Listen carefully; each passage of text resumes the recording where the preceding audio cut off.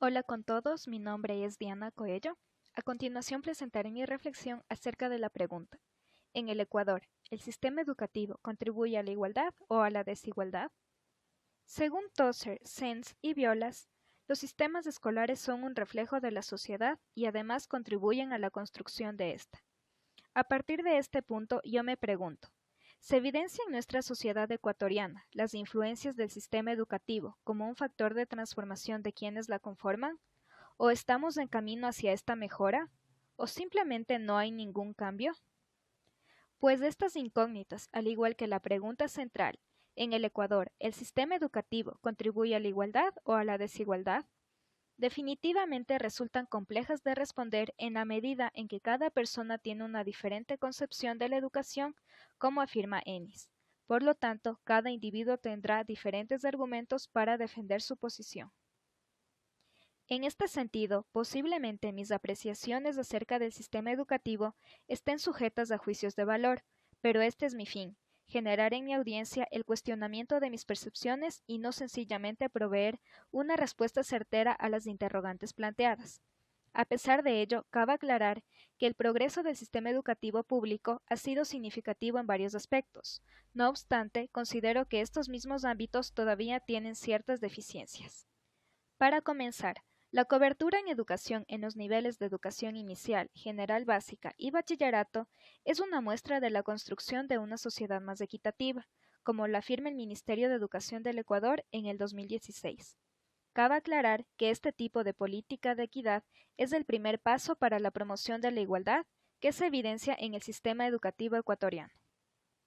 Esta cobertura no solo se ha dado en infraestructura como en la creación de las unidades educativas del milenio, sino también en la implementación de programas de alimentación escolar PAE y el programa denominado Hilando el Desarrollo, que provee uniformes escolares, además del suministro de textos escolares gratuitos, según el Ministerio de Educación del Ecuador en el 2014. Sin embargo, esta cobertura educativa, conforme Chacua en el 2015, se ha dado prioritariamente en las provincias que tienen más densidad poblacional, como Guayas, que posee 4.230 instituciones, Manabí con 3.239 y Pichincha con 1.951 planteles. No obstante, ¿dónde quedan las demás provincias donde hay sectores más vulnerables que incluso aún tienen altas tasas de analfabetismo? Como por ejemplo Bolívar con el 11,8% de personas que no leen ni escriben, que solo cuenta con 607 instituciones, o Pastaza con el 6,4% de analfabetos, que únicamente tiene 381 centros educativos. Estas cifras fueron proporcionadas por Chacua en el 2015. Como otro punto, la implantación del sistema de educación intercultural bilingüe, cuyo objetivo es el de incrementar la pertinencia cultural y lingüística, como lo cita textualmente el Ministerio de Educación del Ecuador en el 2014, ha logrado beneficiar a 30.302 estudiantes, siendo su fin el de rescatar las cosmovisiones culturales y promover la diversidad, la inclusión y la identidad de los pueblos, como lo dio a conocer un reportaje de Ecuador TV en el 2015.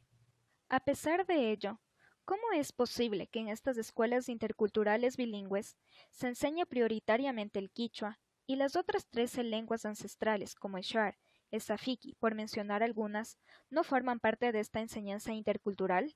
Con esto se evidencia que lo intercultural es y significa solo lo indígena, como lo dijo María Amelia Viteri, docente de la Universidad San Francisco de Quito, en una comunicación personal. Conforme a las estadísticas, en el 2009, en los planteles educativos públicos, el 37,5% de las horas dedicadas a la enseñanza de idiomas era en lenguas internacionales, mientras que el 62,5% en español y el 0% en lenguas locales. Inclusive, ninguna de las 14 lenguas ancestrales estaban contempladas en las mallas curriculares, tal y como lo indica la UNESCO en el 2013. Según la investigación de González en el 2011, la mayoría de la población ecuatoriana, incluida la indígena, prefiere optar por una educación hispana ya que se la considera mejor que la intercultural. Incluso, según el estudio de Katz y Chumpi en el 2014, los padres en la actualidad envían a sus hijos a estudiar en instituciones hispanas donde también se enseña el inglés. Ahora surge la pregunta: ¿por qué el Ministerio de Educación prefiere fortalecer la enseñanza del inglés a diferencia de las demás lenguas ancestrales?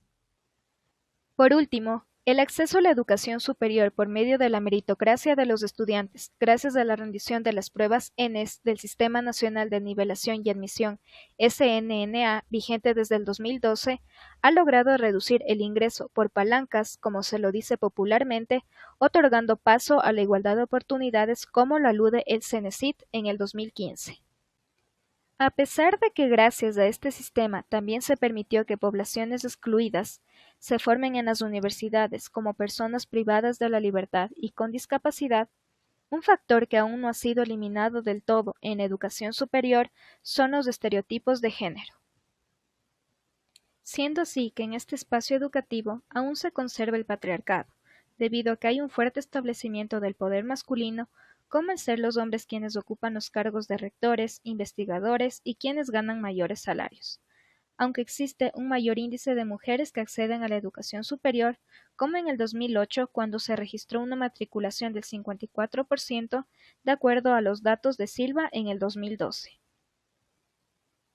Adicionalmente, el hecho más importante en cuanto a este tema es que, como lo rescata Silva, las cuestiones de género son parte de simples discursos en las universidades, pero que no se constituyen como políticas para que se pueda promover una verdadera igualdad y equidad en educación superior para hombres y mujeres e incluso para grupos étnicos. En conclusión, de acuerdo a lo presentado, me centré en exponer los argumentos y contraargumentos a los mismos ámbitos analizados. Así, es posible evidenciar que a pesar de que se han dado pasos agigantados en educación, aún hay que seguir trabajando para alcanzar la igualdad en el sistema educativo y para a la vez lograr estándares de calidad como lo obtuvo Ferrer en el 2015 en su estudio Equality and Quality in Education. Por ende, no tengo una respuesta afirmativa o negativa para esta pregunta, porque solo evalué algunos factores, por lo que mi perspectiva fue parcial. No obstante, lo que sí considero esencial destacar es que la educación está siendo el camino a seguir del sistema educativo y no un fin a largo plazo, como manifestó Coleman. Consecuentemente, la igualdad en Ecuador no es un ideal utópico, sino una realidad palpable, pero que aún debe seguir en el camino de pro-mejoras. Y para ti, ¿el sistema educativo ecuatoriano contribuye a la igualdad o a la desigualdad? Muchas gracias por su atención.